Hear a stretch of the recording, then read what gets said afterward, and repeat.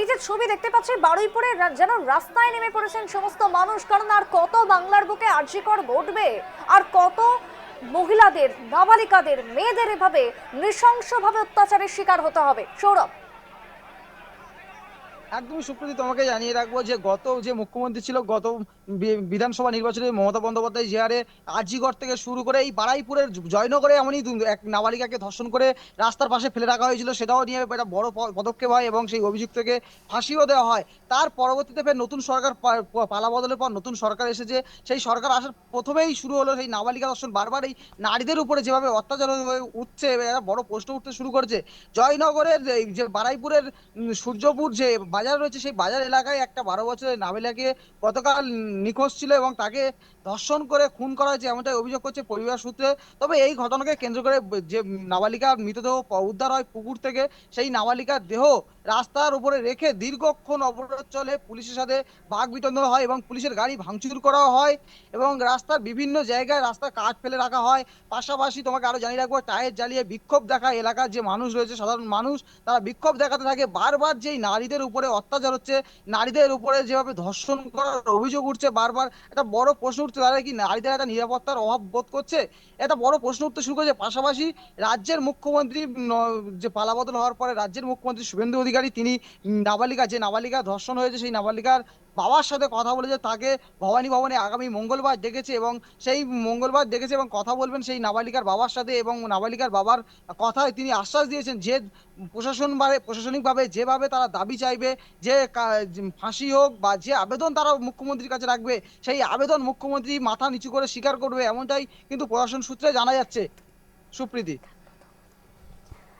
একেবারে তাই। এবং সৌরভ, এই যে মুখ্যমন্ত্রী ডেকেছেন, বা তুমি যেমনটা বলছো তার বাবার সাথে কথা বলবেন, তো নাবালিকার পরিবারের সাথে কথা বলবেন বলে মুখ্যমন্ত্রী জানাচ্ছেন। এবং এখনো পর্যন্ত যারা, যে সমস্ত মানুষজন রাস্তায় নেমেছেন আমরা দেখতেই পাচ্ছি, কি বলছেন, এই যারা অভিযুক্ত রয়েছে তাদের উপযুক্ত শাস্তির দাবি তো নিশ্চয়ই উঠে আসছে, কারণ বারবার এই একই ধরনের ঘটনা। মানুষ থেকে শুরু করে যে যে নাবালিকা খুন করা হয়েছে, ধর্ষণ করে সেই নাবালিকার পরিবার, তাদের একটাই দাবি শুভেন্দু অধিকারীর কাছে রাখবে, রাজ্যের মুখ্যমন্ত্রীর কাছে রাখবে, যে এই যে মূল অভিযুক্ত যারা রয়েছে বা এই ঘটনার সাথে যারা জড়িত রয়েছে তাদেরকে ফাঁসি দেওয়া হোক, এমনটাই তারা পরিবার সূত্রে থেকে জানা যাচ্ছে। পাশাপাশি যে এলাকার যে জনসাধারণ মানুষ, তারা যেভাবে রাস্তায় আজকের বিক্ষোভে নেমে এসেছে, মানে বলা যায় যে জনজুয়ার, সেই যেভাবে জনজুয়ার লেগেছে। রাস্তা, বিভিন্ন যে রাস্তা রয়েছে সেই রাস্তা আটকে রেখেছে, কোথাও গাছের গুঁড়ি ফেলে, কোথাও টায়ার জ্বালিয়ে। পাশাপাশি তোমাকে আরো জানিয়ে রাখবো, বেশ কিছুক্ষণের জন্য যে সূর্যপুর স্টেশন রয়েছে সেই স্টেশন তারা অবরোধ করে রাখে, যাতে প্রশাসনের চোখের সামনে আসে এই ঘটনায় দ্রুত শাস্তি হয়। এবং প্রশাসনও মানে আশ্বাস দিয়েছে যে এই ঘটনার সাথে কে বা যারা জড়িত রয়েছে তাদেরকে ফাঁসি দেওয়া হবে। এবং রাজ্যের মুখ্যমন্ত্রী শুভেন্দু অধিকারী তিনি নিজেই ভবানী ভবনে ডেকেছেন এবং মৃতর পরিবারের তরফ থেকে যে দাবি জানানো হবে সেই সম্পূর্ণ দাবি তিনি মেনে নেবেন বলে প্রশাসন সূত্রে জানা গেছে। তবে এই ঘটনায় যে 4 জনকে গ্রেপ্তার করা হয়েছে, এবং পাশাপাশি আরেকটা তোমাকে জানিয়ে রাখবো যে মূল এক অভিযুক্ত যাকে সকালেই এলাকার যে সাধারণ মানুষ তারা পাকড়াও করেছিল, সেই মানুষ সেই অভিযুক্তকে গণপিটুনি দেওয়া হয় এবং সেই গণপিটুনিতে সেই অভিযুক্ত মারা যায়, এমনটাই প্রশাসন সূত্রে জানা যাচ্ছে। পাশাপাশি আরো 4 জনকে গ্রেপ্তার করেছে প্রশাসন। পাশাপাশি এলাকায় যে বিভিন্ন এর সাথে কে বা কারা জড়িত হয়েছে, প্রতিটা এলাকায় তল্লাশি চলছে। এর সাথে যারা জড়িত রয়েছে, মূলত এই ঘটনার সাথে যারা জড়িত থাকবে তাদেরকে ফাঁসি দেওয়া হবে, এমনটাই এলাকার যে প্রশাসন রয়েছে তারা মাইকিং এ প্রচার করছে, এমনটাই ভাবে সুপ্রীতি। একেবারে তাই।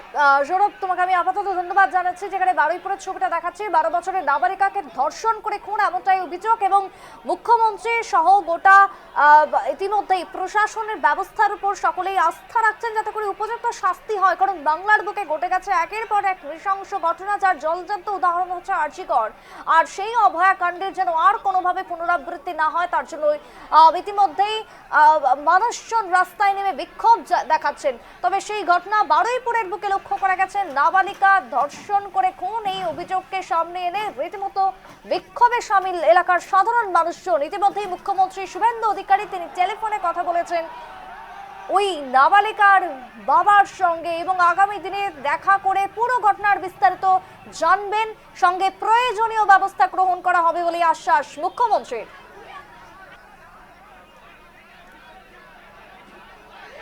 চুপ করো হ্যাঁ একটু চুপ করতে বলো, সবাই চুপ করতে বলো, কিছু কথা বলবো, চুপ করতে বলো।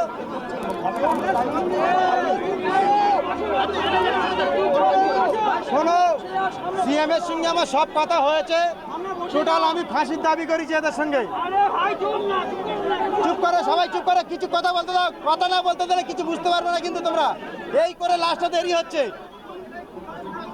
ভাগনা দাঁড়া না, এরকম করছি কেন? একটুখানি দাঁড়া বাবা, কিছু কথা বলেনি বাপ, একটুখানি দাঁড়া। স্যার আপনি প্রথম শুরু করুন, তারপরে আমি বলেছি আপনি শুরু করুন, আপনি শুরু করুন, বলা হয়েছে যাচ্ছে। আমি বলছি নাসির বাবু আপনাদের কিছু বলবেন, ওনার সঙ্গে আমাদের মুখ্যমন্ত্রীর অনাবল মুখ্যমন্ত্রীর কথা হয়েছে, মাননীয় মুখ্যমন্ত্রী উনি দু চার কথা বলবেন, ওনার সঙ্গে কি কথা হয়েছে?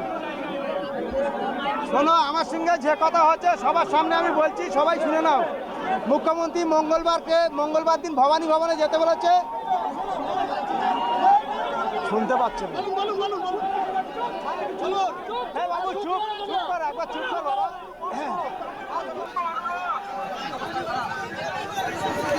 আপনাদের কাছে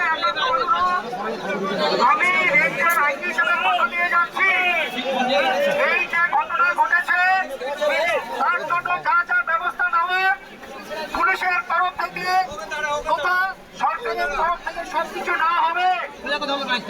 একটু আগে মাননীয় মুখ্যমন্ত্রী ফোন করেছিলেন, মেয়েটির বাবা নাসির বাবুর সঙ্গে কথা হয়েছে, সরকারের তরফ থেকে পুলিশের তরফ থেকে যত রকম যা করার আমরা করব।